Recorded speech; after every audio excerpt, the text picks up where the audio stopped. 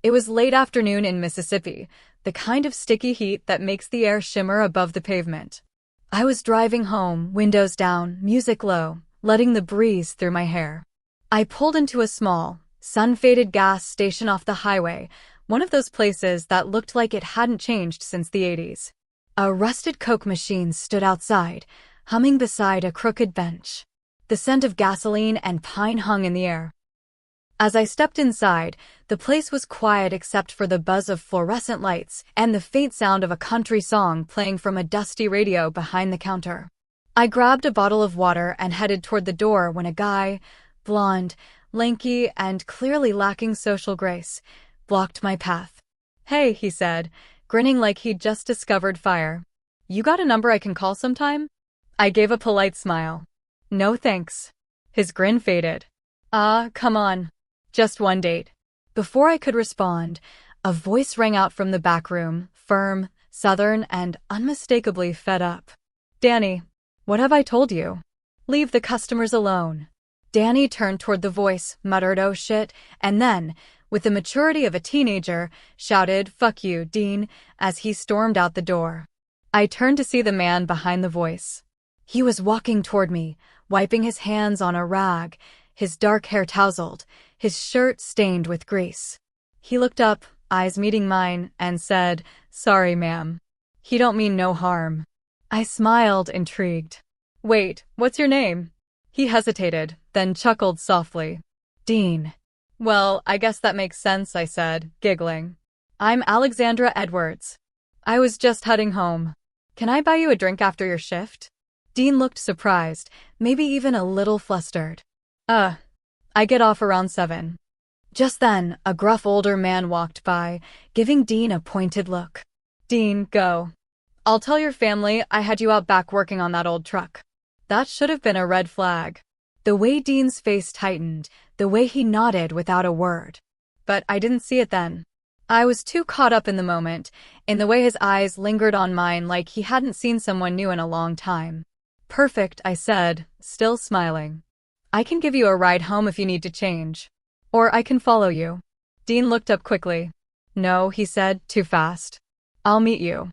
Looking back, that should have made me pause. But at the time, I was just excited to go out with this cute guy who'd stepped in like a knight in greasy armor. As I walked out to my car, I glanced back once. Dean was watching me, standing in the doorway, the fading sunlight casting long shadows behind him. Dean suggested a quiet spot just outside town, a low-lit bar tucked behind a grove of pecan trees, the kind of place you'd miss if you blinked. The sign out front was half burnt out, flickering neon that read simply, "Lose." Inside, the air smelled faintly of whiskey and old wood, and the jukebox played a slow country tune that made the whole place feel like a secret. It wasn't crowded, just a few regulars hunched over their drinks, a bartender polishing glasses, and a couple playing pool in the back. Dean led me to a booth near the window, where the light was soft and the world felt far away. I took it as a good sign. It felt like he wanted to be alone with me, not in a rushed or sketchy way, but like he needed space to be himself. I had just finished college and couldn't help but babble on about my summer plans. I told him I'd studied software engineering and how I wanted to spend the next few months in Jackson, maybe freelancing, maybe just breathing after years of nonstop work. I even described my graduation ceremony, laughing about how my mom cried and my heels nearly sank into the lawn. Dean listened quietly, sipping his drink, nodding along. "Software engineering," he said. "That's impressive." I smiled. "It's mostly caffeine and stubbornness." He chuckled, then looked down at his glass. "I always wanted to be a mechanic," he said. "Engines make sense to me." His voice trailed off, and I noticed the way his shoulders shifted, like he was carrying something heavy. Then he added, "Buck, the guy back at the station, he's been teaching me." He got quiet again, and I leaned in, trying to keep the mood light. "Oh, how perfect. Daddy's been trying to restore a 1977 Aston Martin. He could use someone who knows their way around an engine." Dean raised an eyebrow. "That's a nice car." I waved it off. He picked it up at an auction for a steal. "Needs a lot of love." That made him smile, and something about that smile made me want to see it again. Before we left, I gave him my number and made him promise to call me before the week was over. He looked at the napkin, then at me. I promise. And for a moment, in that quiet bar tucked behind the trees, it felt like something real was beginning. That summer felt like something out of a dream, slow, golden, and full of firsts. Dean and I spent our days exploring Mississippi's hidden gems, winding through state parks with moss-draped trees and sunlit trails that smelled of pine and earth. We hiked until our legs ached, dipped our feet into cold streams, and lay on picnic blankets watching clouds drift by like lazy thoughts. On quieter days, we wandered through Jackson's museums, art, history, even the quirky science exhibits. I started picking the places we'd eat, introducing him to everything from hole-in-the-wall diners to rooftop bistros with string lights and jazz playing in the background. Dean never complained. He just smiled, wide-eyed, like every experience was a revelation. He was 26, but it was as if he'd never done any of this before. He'd never tasted Thai curry, never seen an impressionist painting up close, never sat in a planetarium and watched the stars swirl overhead. I remember one afternoon at the Mississippi Museum of Art. He stood in front of a painting for nearly 10 minutes, silent, just taking it in. "You like it?" I asked. He nodded slowly. I didn't know things could feel like this. That line stuck with me. After a month, I introduced him to my family. It was a big step, but something about Dean made it feel right. My family is loud, loving, and unapologetically involved in each other's lives. I knew they'd either embrace him or interrogate him, but I hoped for the former.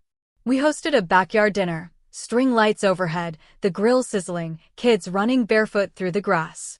My mom, ever the gracious hostess, floated around in her linen dress, offering wine and asking about Dean's upbringing with the same warmth she used when advocating for causes. She's on every board imaginable: philanthropy, education, women's shelters. A stay-at-home wife by title, but a force of nature in practice. My dad, the lawyer, arrived late from his firm downtown, still in his suit, but with his tie loosened and a smile on his face. He tries to spend as much time with us as he can, despite running one of the most prestigious firms in the state. He shook Dean's hand firmly, then immediately launched into a conversation about the Aston Martin. They talked about that car for most of the night: engine specs, restoration plans, rare parts. Dean lit up in a way I hadn't seen before, his voice animated, his hands moving as he described the work he'd done with Buck. My dad listened, genuinely impressed, and I saw something pass between them: respect, maybe even kinship. My sister Brittany was there too, wrangling her 3 kids with the practiced chaos of a woman who's mastered multitasking. She married her high school sweetheart, Robert Duff, who spent his days managing his father's factories, and their kids, ages 6, 4, and 2. The kids were instantly obsessed with Dean.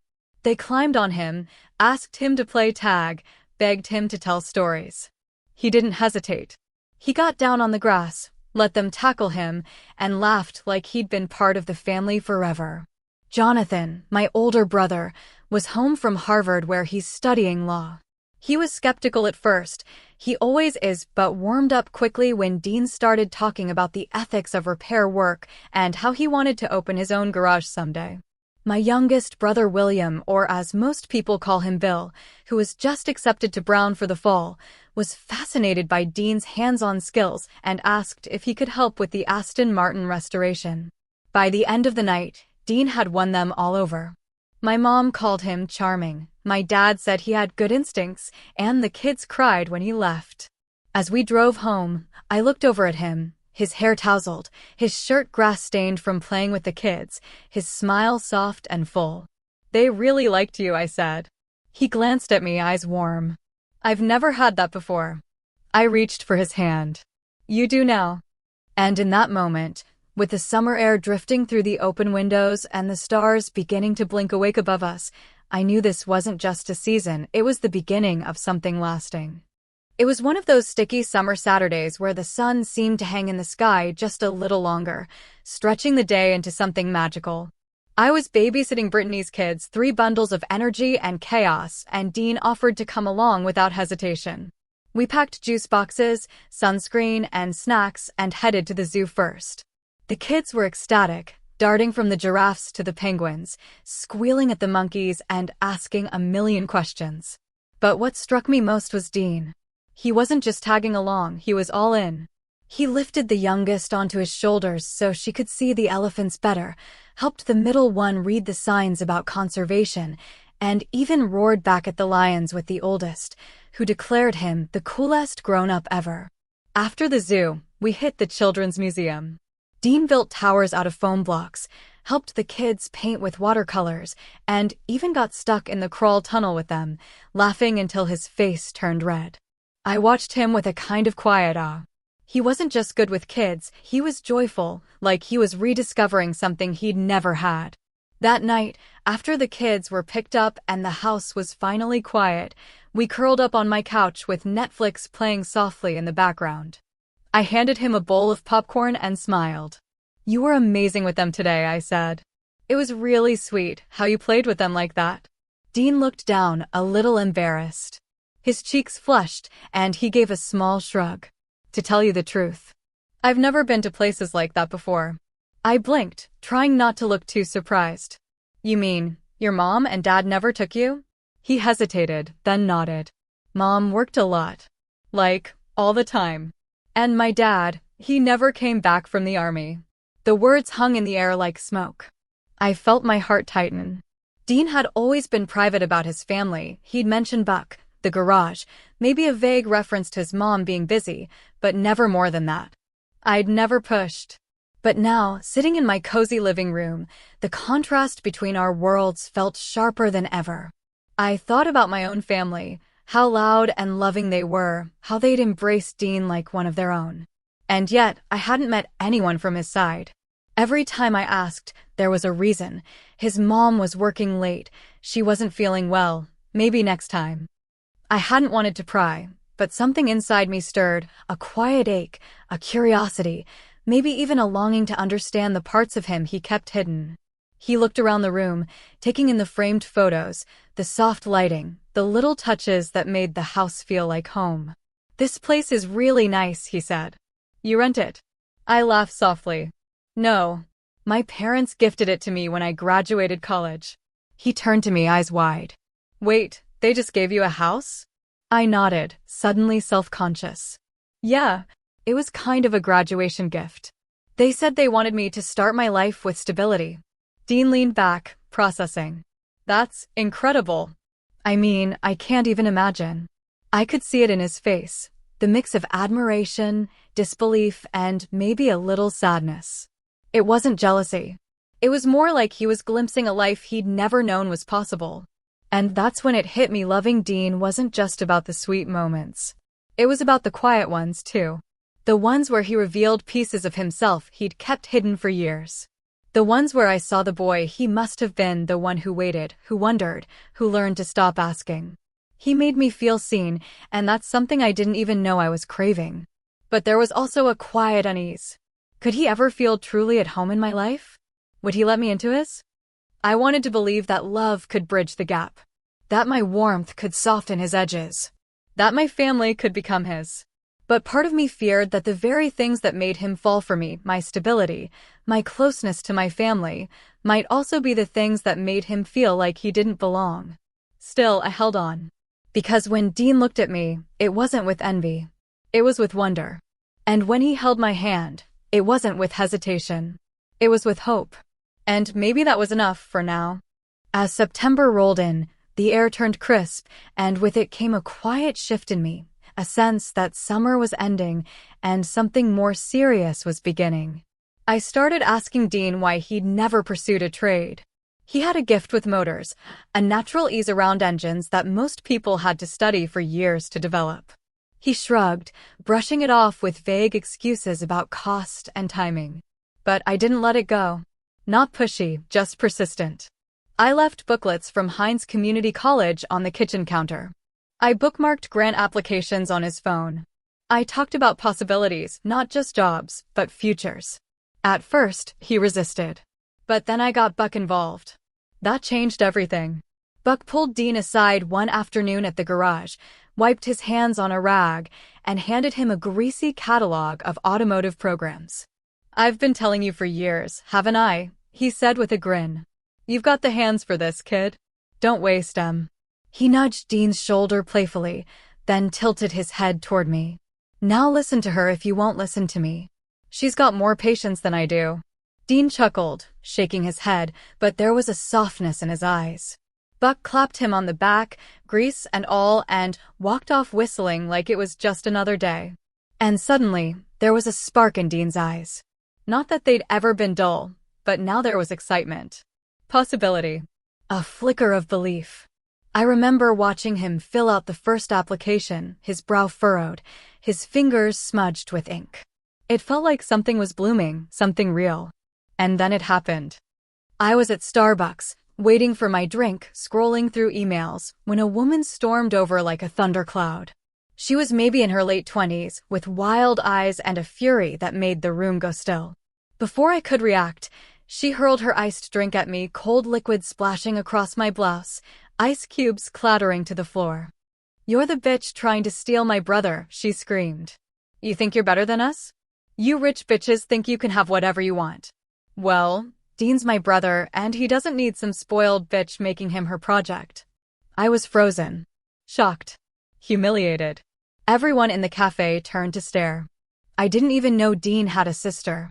The manager came running from the back, face flushed. "Becky, that's it. You're banned." He handed me a stack of napkins, his voice gentler now. "Do you want to call the police?" I shook my head, still stunned.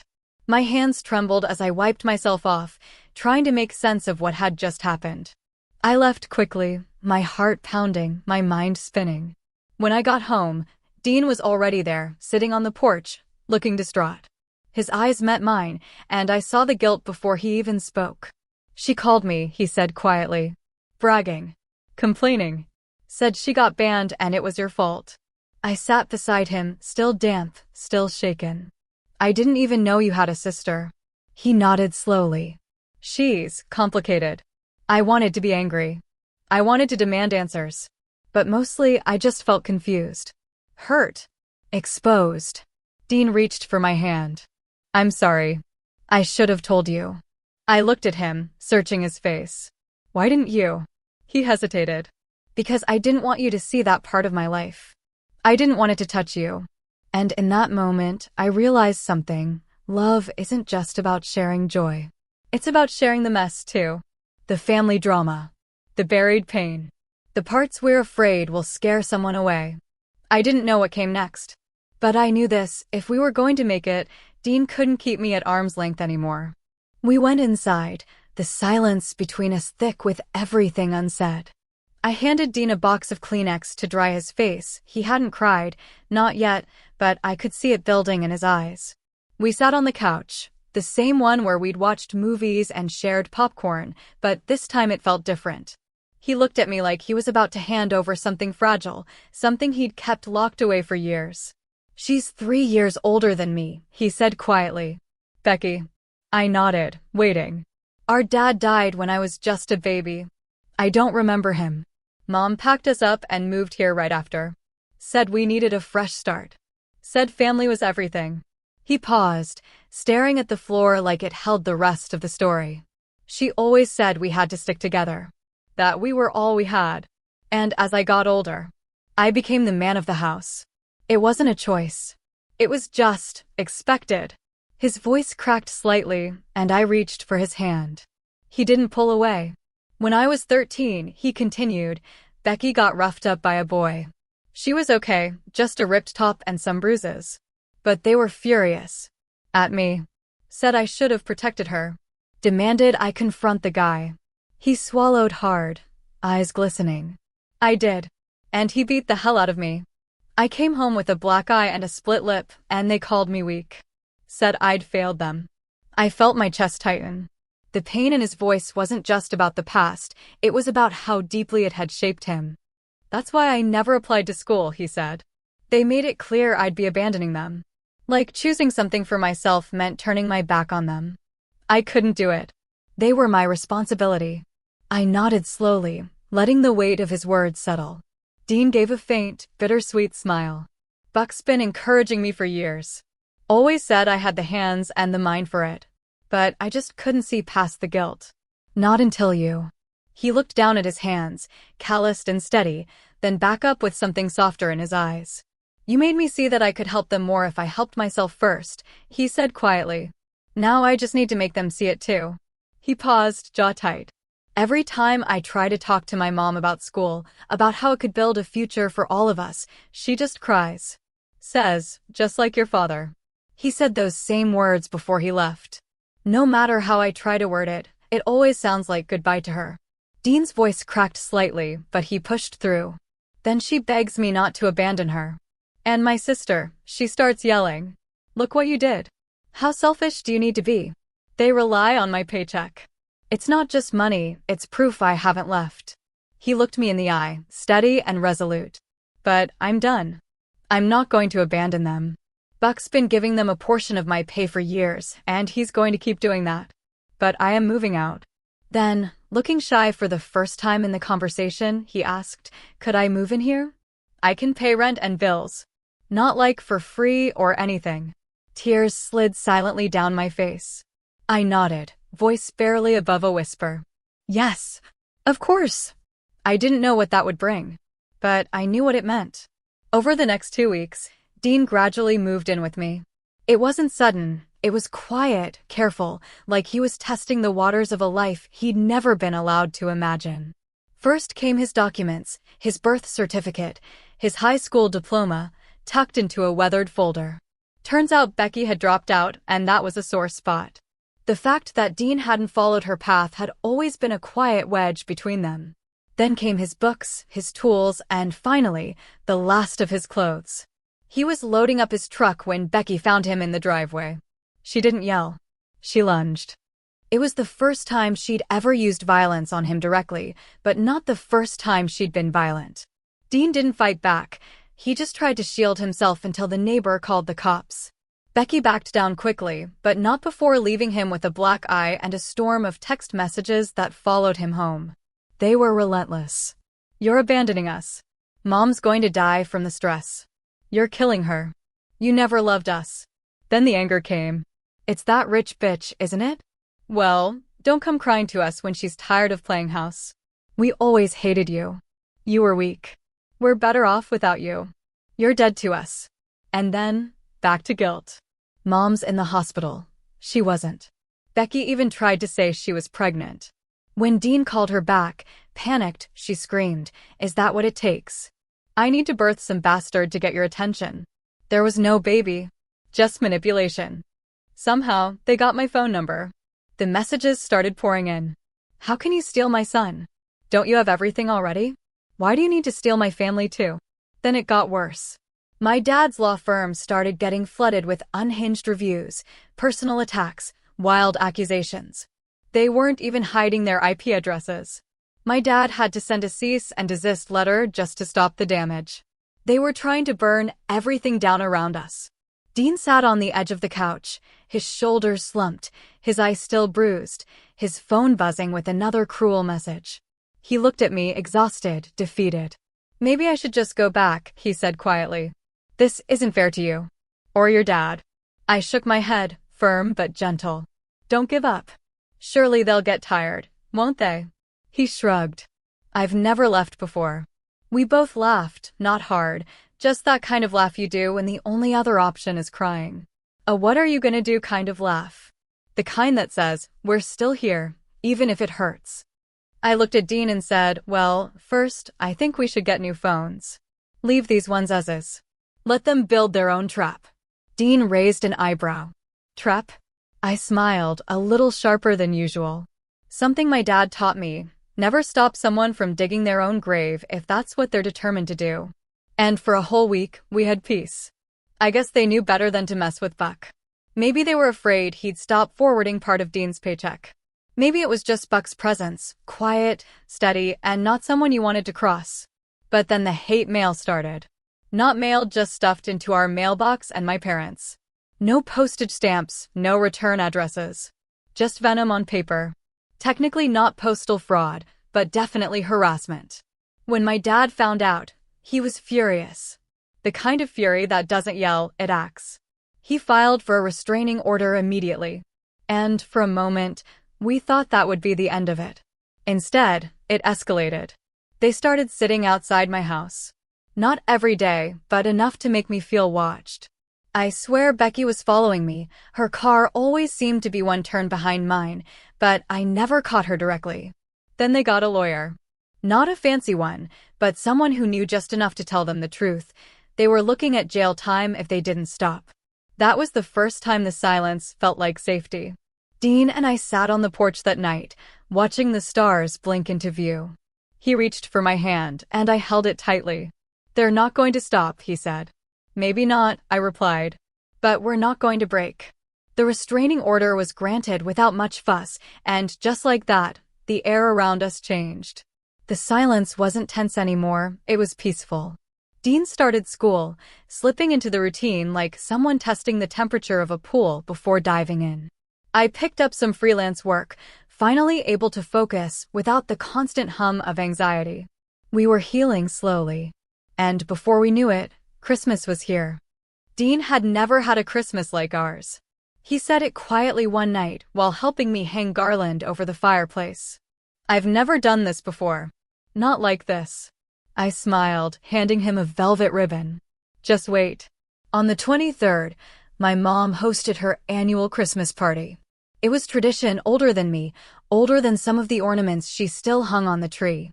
The guest list was a mix of old friends, family, and people whose names showed up in Forbes but never acted like it. The Duffs came, of course, family in every way that mattered. My sister brought her kids, who immediately turned the living room into a sugar-fueled playground.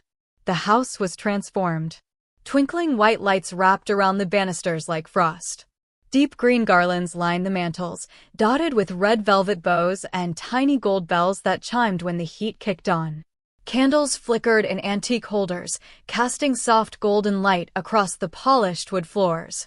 And in the foyer stood the tree towering regal, dressed in heirloom ornaments and silver tinsel that shimmered like snowfall. The food was catered, but not flashy. My mom had a rule: elegance, yes. Excess, no. The spread was breathtaking: roasted prime rib with horseradish cream, honey-glazed ham, buttery mashed potatoes, roasted root vegetables, cranberry chutney, fresh rolls still warm from the oven. Dessert was its own universe: Yule logs dusted with powdered sugar, peppermint bark stacked like bricks, gingerbread cookies shaped like snowflakes and stars. Dean wore a suit Buck helped him pick out. He looked good. Nervous, but good. He stuck close to me at first, unsure of where to stand or what to say. But people welcomed him like he'd always been part of the story. They asked about school, about his plans, about how he liked the mashed potatoes. No one pried. No one judged. Just warmth. Later that night, as the music played and the kids danced in the living room, Dean leaned in close. "I didn't know Christmas could feel like this," he said. I squeezed his hand. "Now you do." Christmas Eve was quieter, more intimate. My whole family gathered: my parents, my siblings, the Duffs again, and a few close friends. We didn't do a big gift exchange. That was saved for the morning in private. Christmas Eve was about food and laughter and stories told around the fire.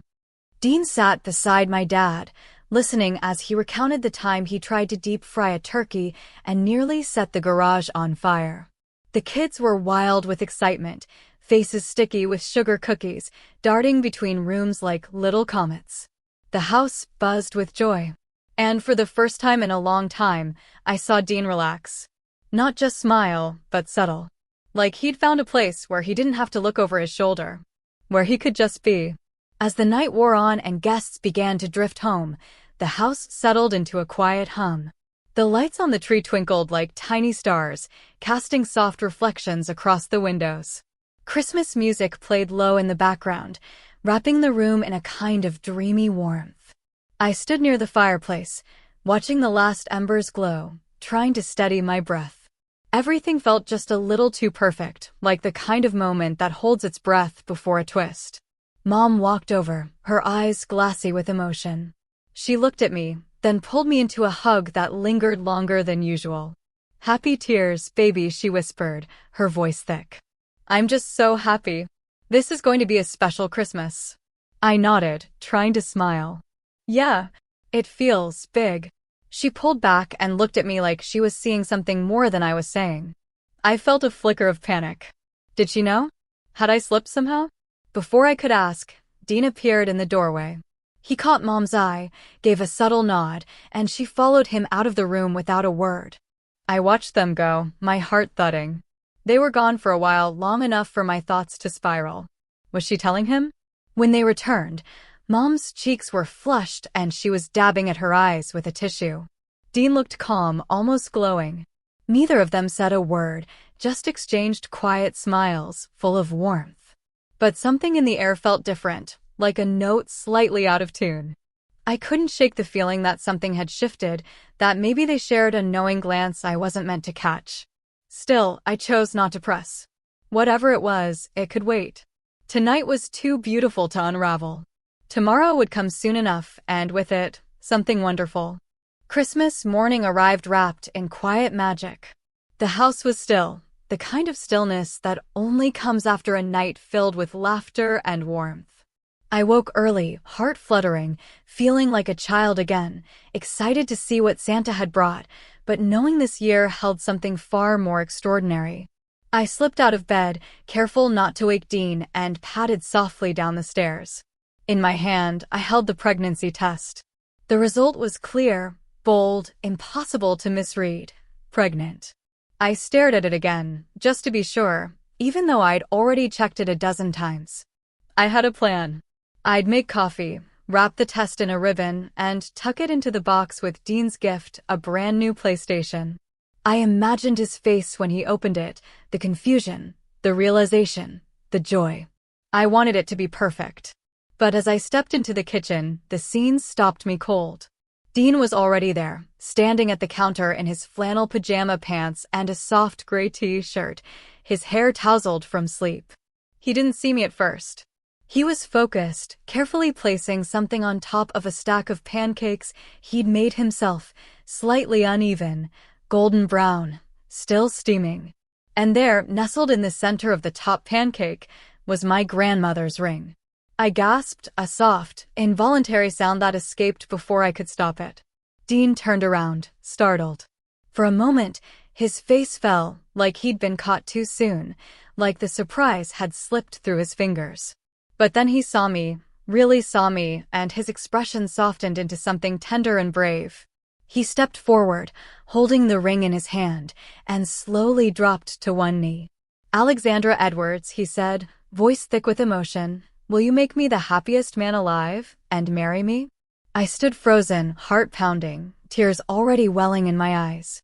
I hadn't expected this. Not today. Not like this. My hand trembled as I reached for his, and that's when he saw the test still clutched in my fingers. His eyes widened. He stared at it, blinking, trying to process what he was seeing. "Is this real?" he whispered. "Are you?" I nodded, unable to speak. Then, suddenly, he shouted, "Yippee!" So loud and joyful it echoed off the kitchen walls. He laughed, breathless, then looked back at me, eyes shining. "Wait," he said, "you didn't say yes yet." I was crying now, full and quiet tears sliding down my cheeks. I laughed through them, nodded, and whispered, "Yes. Of course yes." He slipped the ring onto my finger, his hands shaking just a little, and then pulled me into a hug so tight it felt like the world had narrowed to just us. We sat there on the kitchen floor, surrounded by pancakes and sunlight, holding each other like we were afraid to let go. And in that moment, everything else faded, the past, the pain, the noise. All that remained was love and the promise of everything still to come. The morning sun hung low in the sky, casting a golden glow over the quiet Mississippi neighborhood. The air was cool but far from cold, just enough for a light sweater. Dean and I pulled into my parents' driveway, the trunk packed with gifts, hearts thudding with anticipation. I glanced at him, and he gave my hand a reassuring squeeze. We were about to tell them everything. As we walked up the front steps, I could hear laughter inside, the clinking of dishes, the unmistakable hum of Christmas morning in full swing. But the moment we stepped through the door, all plans of a quiet reveal vanished. Boom! Confetti cannons exploded from both sides of the entryway, showering us in glitter and streamers. My brothers stood grinning like they'd just won the Super Bowl, and the whole room erupted in a chorus of congratulations. I gasped, completely caught off guard. Dean blinked, then burst into laughter, brushing confetti out of his hair. My mom stood behind the crowd, hands clasped, eyes twinkling, clearly the mastermind behind the surprise. Without thinking, I held up my hand, showing off the ring. Cheers echoed through the room.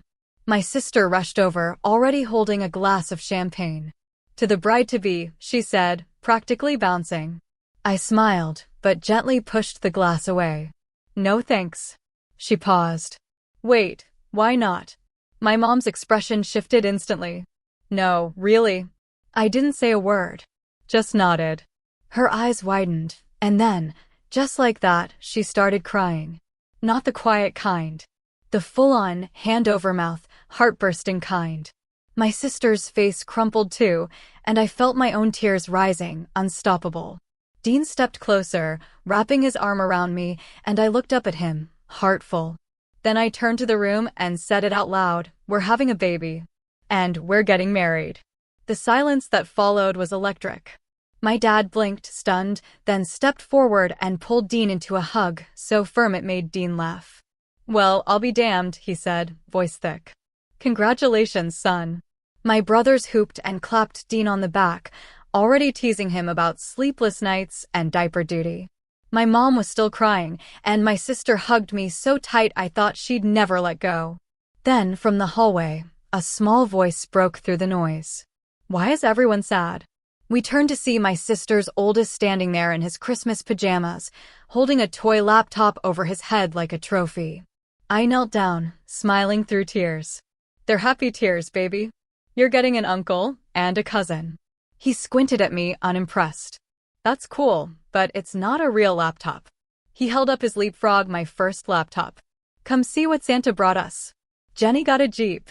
We all burst out laughing, one big, messy, joyful sound that filled the house with warmth. And just like that, the moment shifted from surprise to celebration. We followed him into the family room, where the Christmas tree stood tall in the corner, lights twinkling, gifts piled high beneath it. The scent of cinnamon rolls drifted from the kitchen, and the sound of wrapping paper tearing filled the air.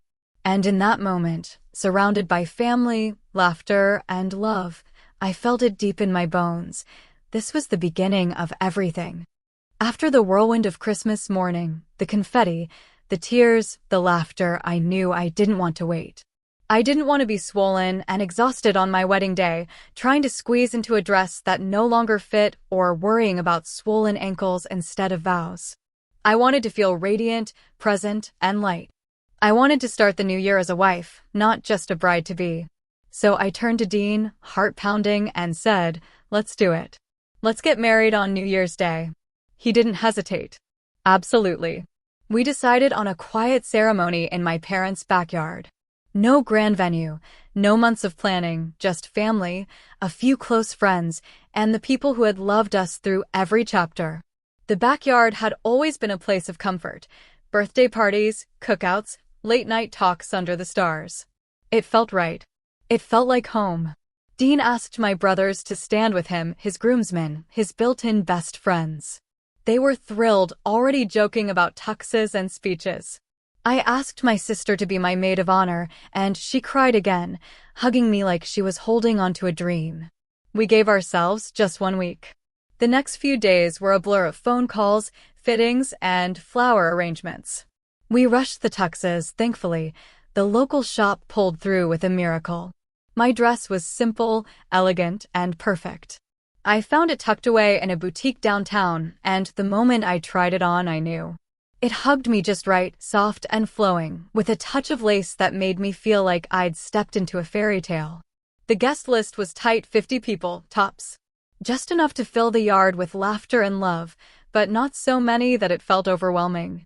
We sent out digital invites, made a group chat, and everyone rallied behind us like it was the most exciting mission of the year. My mom transformed the backyard with twinkling lights, white folding chairs, and a simple arch wrapped in greenery and soft blush roses. The weather was mild, Mississippi winter doing us a favor, and the sky on New Year's morning was clear and full of promise. There was no rehearsal dinner, no bridal shower, no fuss. Just a gathering of hearts, ready to witness something real. And as I stood at the edge of the yard, dress flowing, bouquet trembling in my hands, I looked at Dean, standing tall, surrounded by my brothers, and felt the world tilt into place. This was it. The beginning of everything.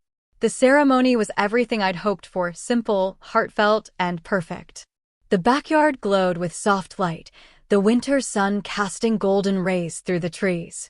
My mom had outdone herself. White chairs lined the lawn, blush roses curled around the arch, and the scent of gardenias drifted gently on the breeze. It wasn't extravagant. It didn't need to be. It was ours. I walked down the aisle to quiet music, my sister just ahead of me, bouquet in hand, tears already in her eyes. Dean stood waiting, his suit crisp, his smile steady, my brothers flanking him like a wall of love and loyalty. When our eyes met, everything else faded. The nerves, the noise, the rush, it all melted into that moment. We said our vows with trembling voices and steady hearts. There were no grand speeches, no dramatic pauses. Just promises. Just truth. And when the officiant said, "You may kiss the bride," Dean leaned in, hands gentle on my waist, and kissed me like he'd been waiting his whole life. The crowd cheered, my mom cried again, and my dad clapped so hard I thought his hands might bruise. It was perfect. Not because it was flawless, but because it was real. Married life settled around us like a cozy blanket, warm, familiar, and full of gentle surprises. Dean was patient as ever, helping me navigate the maze of doctor appointments and prenatal vitamins. He'd hold my hand in waiting rooms, rub my back when I couldn't sleep, and whisper, "You're doing amazing," even when I felt anything but. The nursery became our little project. I'd sit on the floor with swatches of pastel paint and tiny onesies, imagining the babies laugh, the way their fingers would curl around mine. Buck built the crib himself, measuring twice, sanding every edge, making sure it was perfect. I think he cried a little when he finished it, though he blamed the sawdust. It was one of those cozy winter evenings, the kind where the house smelled like roasted garlic and laughter lingered in the air. Mom had made her famous lasagna, and everyone was gathered around the dining table, plates piled high, stories flowing freely. Dean sat beside me, his hand resting gently on my knee under the table. My brothers were arguing over who had the better hockey stats, and my sister was already planning the baby shower, complete with color-coded spreadsheets. Dad, as always, was quiet at first, watching, listening, smiling in that way that said he was proud of all of us. Then, as dessert was being passed around, warm apple pie with vanilla ice cream, he cleared his throat.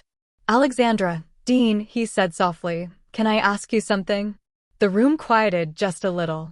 I turned to him, curious. "Would you and Dean ever consider doing a society wedding?" he asked. "Something grand. Something that shows the world what you mean to each other." I blinked, surprised.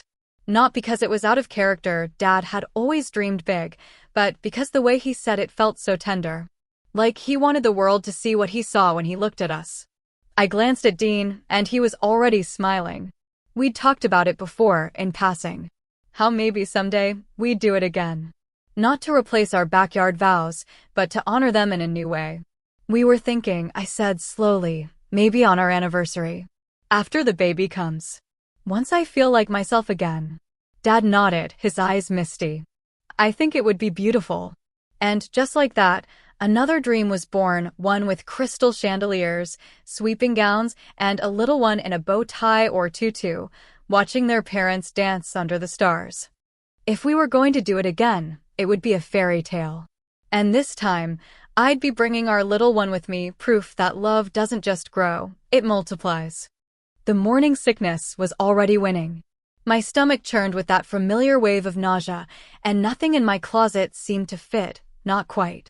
I was just starting to show, that soft curve of a baby bump that made my jeans impossible and my favorite blouse a joke. I didn't care. Not today. I threw on a sundress, light blue, a little snug, but comfortable enough. I tied my hair back, slipped on sandals, and headed to the doctor's office, hoping for a quiet appointment and maybe a moment of reassurance. The waiting room was cool and quiet, the hum of soft music playing overhead. I walked in, clutching my purse, already planning what questions I'd ask the nurse. And then I saw them. Becky and Dean's mom. They were sitting side by side, flipping through magazines, but their eyes snapped up the moment I entered. Becky's gaze dropped instantly to my bump, her expression unreadable. Dean's mom looked surprised, maybe even a little sad. I froze for a second, heart thudding. What are they doing here? Before I could move, the receptionist called out Becky. They stood, still watching me, and walked toward the back. I didn't flinch. I didn't run. I just stepped forward and said calmly, "There's a restraining order in place. I'd prefer not to wait in the same space." The receptionist nodded quickly, her voice gentle. "Of course. Come with me, I'll take you straight to the exam room." I followed her down the hallway, the sound of my sandals soft against the tile. My hands trembled slightly, but I kept my head high. There had been no confrontation. No words exchanged. Just a moment. Just a coincidence. That night, Dean came home tired, grease still on his hands from the garage. I told him what happened, how I'd walked in and seen them, how they'd looked at me, how I'd handled it. He listened quietly, then nodded. "We'll document it," he said. "But let's leave it alone for now. No malicious intent. Just bad timing." I agreed. We didn't need to stir the pot. Not yet. Not unless they stirred it first. The months that followed were blissfully quiet. No drama. No unexpected visits. Just the steady rhythm of growing babies and growing love. Dean and I settled into the calm, grateful for every uneventful day. And then came the ultrasound. Twins. I stared at the screen, heart pounding, as the technician pointed out 2 tiny heartbeats. 2 little lives. Dean's hand gripped mine, his thumb brushing over my knuckles like he was trying to anchor himself to the moment. "2?" he asked, voice cracking with disbelief. "2," she confirmed, smiling. "But we're sealing the gender results. Your sister requested it." Of course she did. My sister had taken full control of the baby shower/gender reveal, declaring herself the keeper of all secrets. She was giddy with power, refusing to drop even the tiniest hint. "I want your faces to explode with joy," she said, grinning as she tucked the envelope into her purse like it was a national treasure. She planned everything down to the last detail. The backyard was transformed into a pastel dream, lavender and mint green, with gold accents and floating balloons. There were tiny baby bottles filled with candy, a guess the gender board, and a table stacked with cupcakes that were suspiciously neutral. Dean and I were buzzing with anticipation.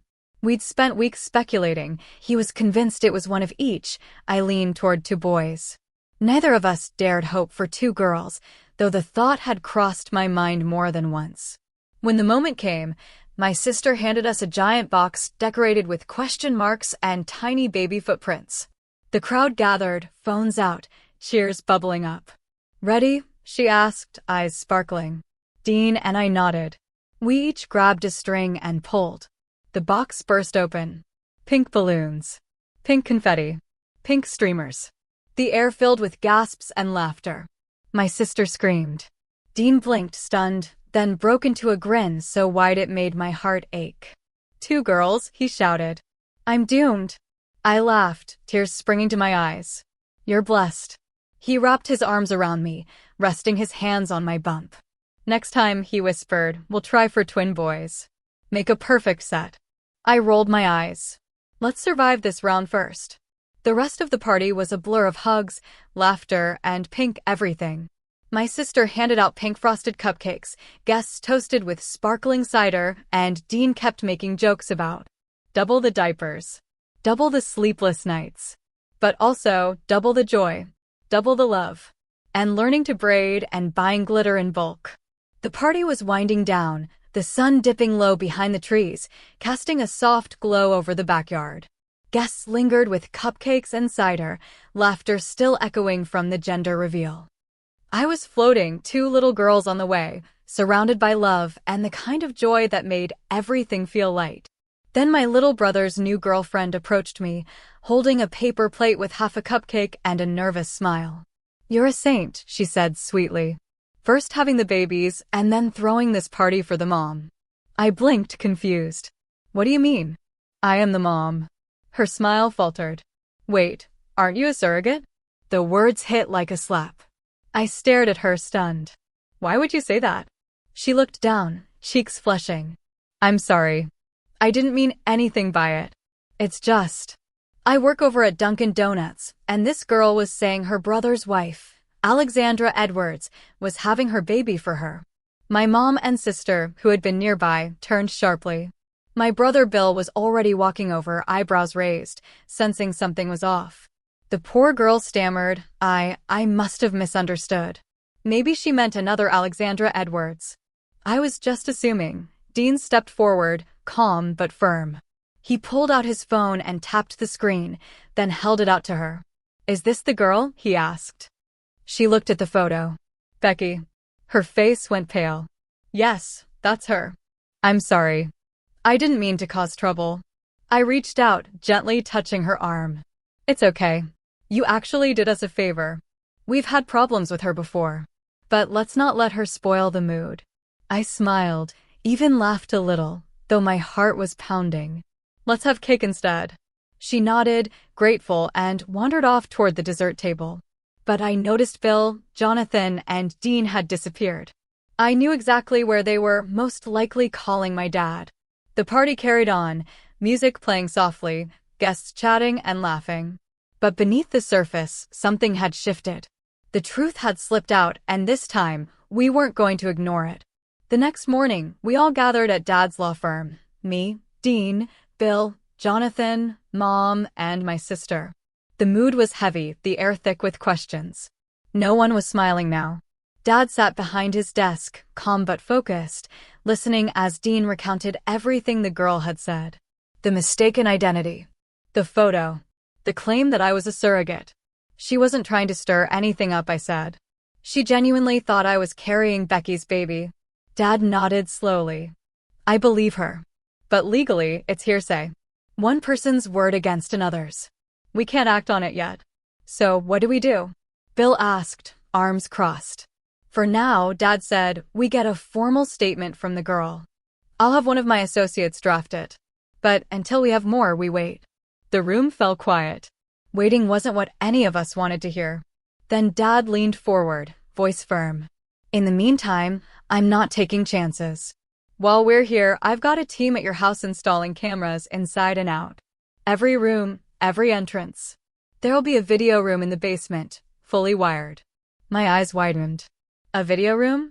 "And a panic room," he added. "Hidden, reinforced. It's already being built. There's plenty of space down there, and it's better to have it and not need it." Dean nodded, jaw tight. "Smart. I'm doing the same at my house," Dad continued. "This isn't just about protecting you. It's about protecting those girls. Becky's crossed lines before. I won't let her get close again." Mom reached over and squeezed my hand. "We're with you. All of us." Then Dad turned to his assistant, who had been quietly taking notes in the corner. "I want a full digital sweep. Have one of the paralegals search the internet, social media, forums, parenting sites. See if Becky's posted anything. Look for aliases, usernames, anything that ties her to this story." The assistant nodded and left the room without a word. "She's bold," Dad said.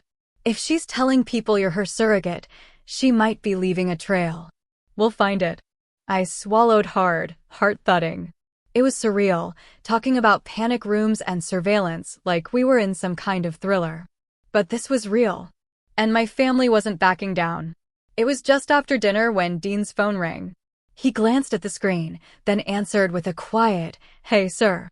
I watched his expression shift, first neutral, then tense. "Tomorrow morning?" "Yeah, we'll be there."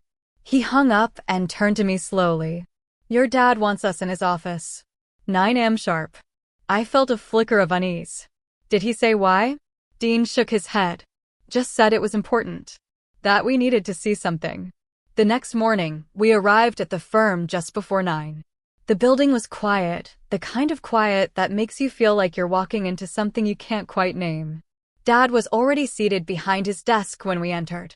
He looked up, nodded once, and gestured to the chairs across from him. "Sit down," he said. His tone was calm, but there was a weight behind it. We sat. "As you knew, I had my paralegal run a trace," he began, "on Becky's online activity. Specifically, anything tied to her IP address." Dean leaned forward. "What did you find?" Dad slid a tablet across the desk. "She's created a new Instagram account. Mom Life Unfiltered. She's posting as if she's expecting a child. Says she had to use a surrogate." I frowned. "She's not using my name?" "No," Dad said. "She refers to the surrogate as a family member. Says it's a boy. Talks about how painful it was not to be able to carry him herself." Dean's jaw tightened. "She doesn't even know we're having twin girls." Dad nodded. "Exactly. As concerning as this is, she hasn't used your names. She's vague enough that it's not legally actionable yet. But we're documenting everything." I stared at the screen. The captions were long, emotional, disturbingly intimate. She was telling a story that mirrored ours, but twisted it into something else. Something she could claim as her own. "She's not just watching," Dad said. "She's rehearsing." Dean reached for my hand, grounding me. "We'll protect the girls. No matter what." And as Dad began outlining the steps to archive and monitor her activity, I realized something chilling. Becky wasn't just obsessed. She was preparing. The rest of my pregnancy moved along smoothly. We never heard from Becky again. Not a message, not a letter, not a shadow in the rearview mirror. But we stayed cautious. Cameras were installed. Locks were changed. Dad's firm kept quietly monitoring her digital footprint, just in case. Still, life began to feel normal again. Or at least, our version of normal. Dean painted the nursery himself, soft lavender on one wall, pale gray on the others. I picked out tiny cloud-shaped shelves and immobiles with stars that glowed faintly at night. We folded onesies, stacked diapers, and hung up matching dresses with little embroidered daisies. We were ready. Then, one quiet evening, it happened. I was halfway through a bowl of cereal when I felt the unmistakable shift. A pup. A rush. My water broke. Dean didn't panic, moved with calm urgency, grabbing the hospital bag, calling the doctor, helping me into the car. I remember gripping his hand the whole way there, breathing through the contractions, knowing everything was about to change. The contractions had been steady for hours, each one a wave pulling me closer to the moment I'd been dreaming of. Dean never left my side, his hand in mine, his voice soft and steady, reminding me to breathe, to focus, to hold on. The nurses moved with practiced grace, checking monitors, adjusting pillows, offering encouragement. The room was dim, calm, humming with anticipation. And then, just before midnight on September 22nd, our first daughter arrived. She came into the world with a strong cry and wide eyes, as if she already knew she was meant to be here. Dean cut the cord, tears streaming down his face, and the nurse gently placed her in my arms. "Born at 11:57 p.m., she said, smiling. "Just in time." We named her Summer. She was warm and golden, her tiny fingers curling around mine like she'd been waiting her whole life to find me. 13 minutes later, her sister followed. Born at 12:10 a.m. on September 23rd, Autumn arrived quieter, blinking slowly, her little lips pursed like she was already deep in thought. Dean held her first, whispering something I couldn't hear, something just for her. 2 sisters. 2 seasons. 2 hearts beating in perfect rhythm. Summer and Autumn. The nurses laughed gently at the timing. 1 birthday party, 2 cakes, 1 joked. Or maybe 2 parties, twins deserve options. I lay back, exhausted but glowing, both girls nestled against me.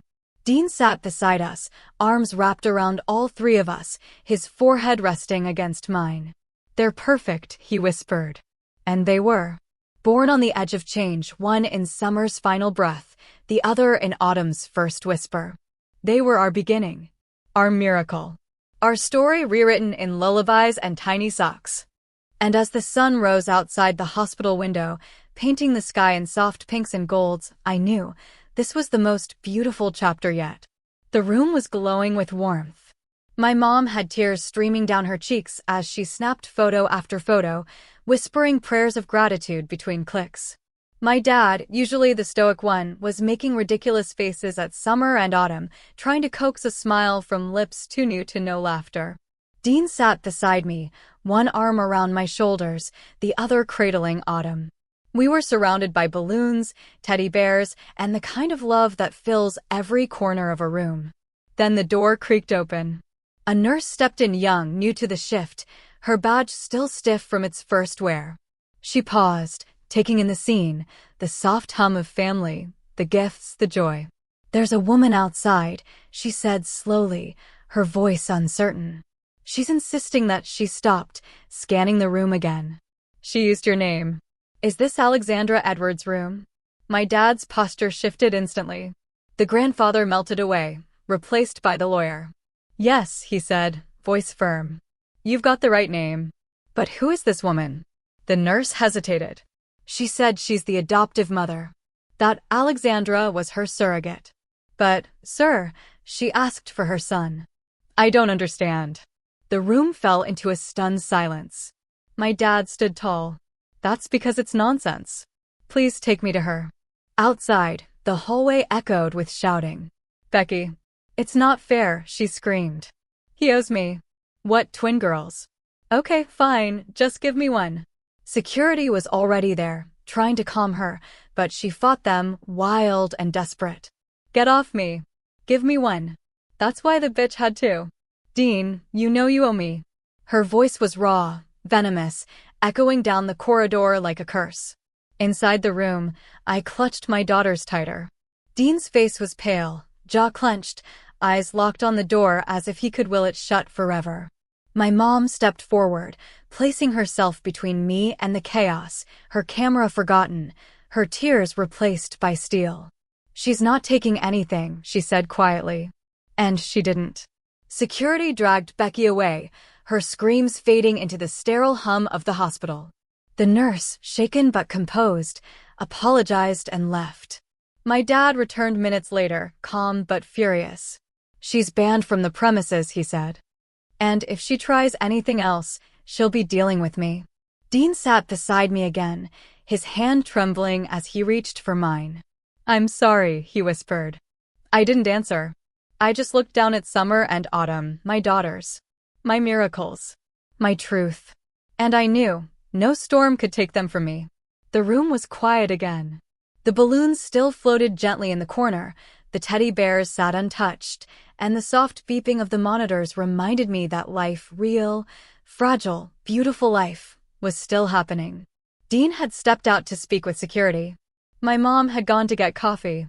My dad was making calls, no doubt already drafting legal firewalls around us. And I was alone. Summer lay curled against my chest, her tiny breaths syncing with mine. Autumn nestled in the crook of my arm, her fingers twitching in sleep. Their warmth grounded me. Their presence reminded me that no amount of chaos could undo what was real. I whispered to them, voice barely audible. "You are mine. You are loved. You are safe." Summer stirred, her lips parting in a sigh. Autumn's hand found my shirt and clung to it like a lifeline. I closed my eyes and let the silence wrap around us like a blanket. Then the door opened gently. My dad stepped in, his face softer now, the lawyer tucked away again. He pulled up a chair beside me and sat without speaking for a moment, just watching the girls. "They're perfect," he said finally. "They are," I whispered. He leaned forward, elbows on his knees. "I spoke to the hospital administrator. Becky won't be allowed back. And I've already contacted a judge. If she tries anything, I mean anything, we'll shut it down before it starts." I nodded, grateful but tired. "She said I was her surrogate," I murmured. "Like I was just a vessel." My dad's eyes darkened. "She's delusional. And dangerous. But she's not your problem anymore. Legally, emotionally, spiritually, you are their mother. End of story." I looked down at my daughters. "I just want peace." "You'll have it," he said. "I'll make sure of it." He reached out and gently touched Summer's foot, then Autumn's cheek. "You know," he said, voice cracking just a little. "I always thought I'd be the one protecting you. But watching you with them, you're stronger than I ever imagined." I smiled, tears slipping down my cheeks. "I learned from the best." He stood, kissed the top of my head, and whispered, "Rest. I've got the world outside this room handled." And as the door closed behind him, I looked down at my daughters again. Summer and autumn. Born in love. Raised in strength. Sheltered in truth.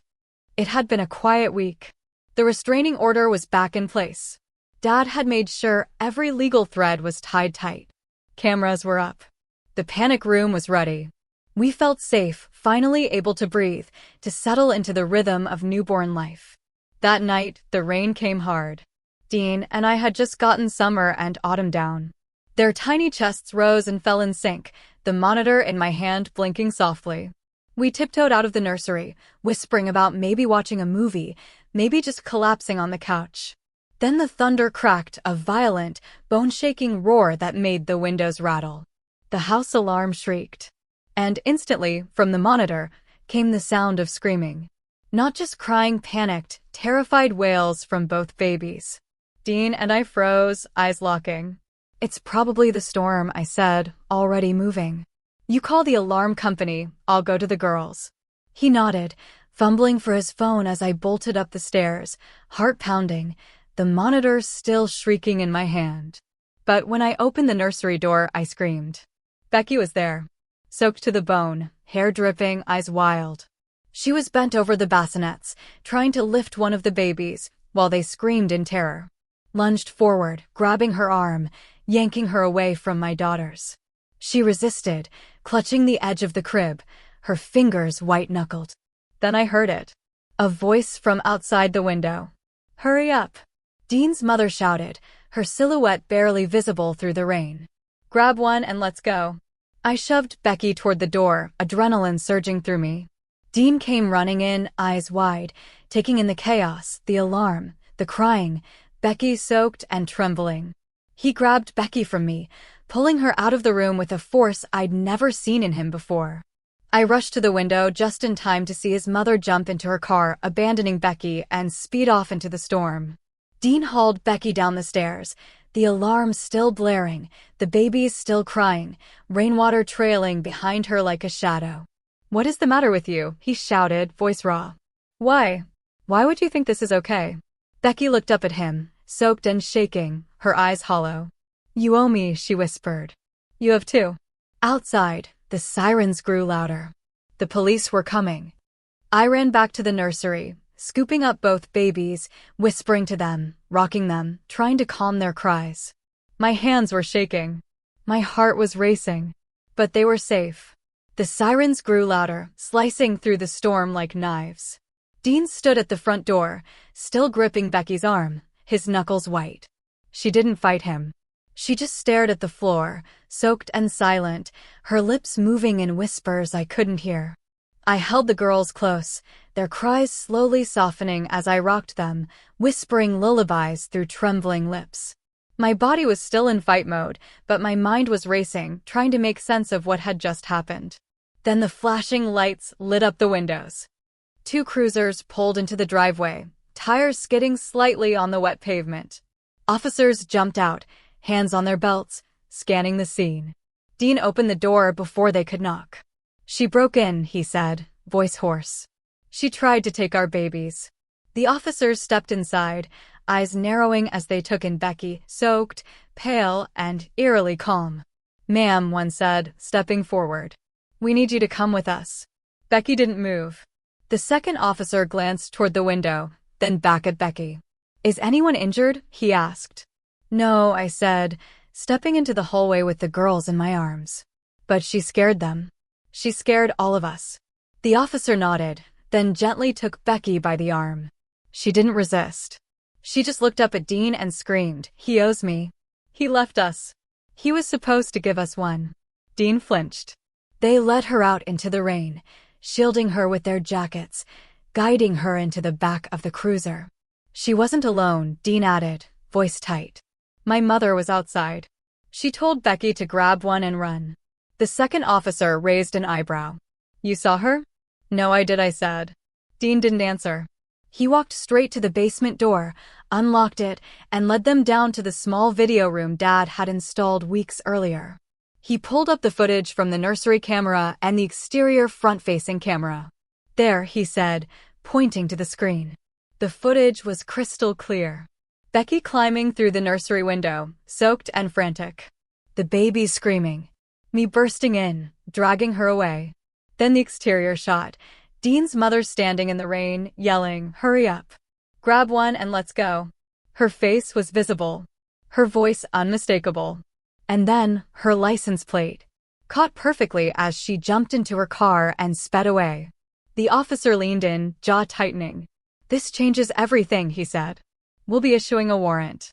"She's not just involved, she's complicit." Dean nodded, his face pale but steady. "She left her. She told her to do it. Then she ran." The officer turned to his partner. "Get this backed up. We'll need copies for the report and the DA."